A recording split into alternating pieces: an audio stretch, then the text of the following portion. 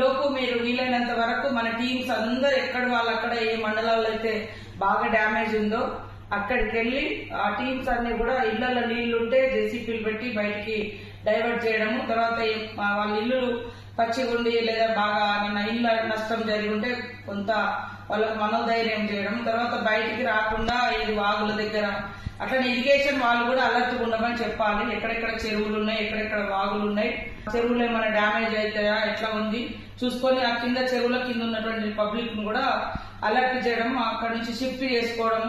తర్వాత అందరు అధికారులు వాయిస్ రికార్డ్ చేసి ఆ మండలాల్లో అన్ని గ్రామాలకు చేరేటట్టుగా తడిసిన ఇళ్లలో ఉండద్దు. అదేవిధంగా కరెంట్ పోల్స్ కూడా ఎలక్ట్రిసిటీ వాళ్ళు కూడా అలర్ట్ ఉండాలి.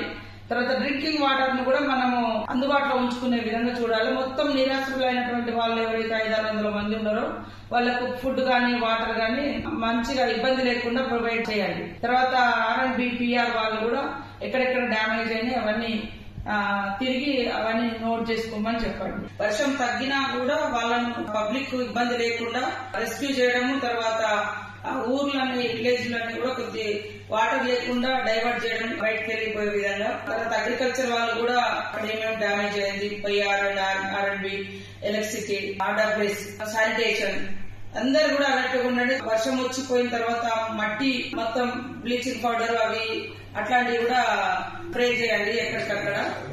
మేము అక్కడికి వచ్చిన తర్వాత ఓన్లీ డిస్ట్రిక్ట్ ఆఫీసర్స్ అందుబాటులో ఉండండి, మిగతా వాళ్ళందరూ గ్రౌండ్ లో ఉండండి ఎక్కడ వాళ్ళక్కడ.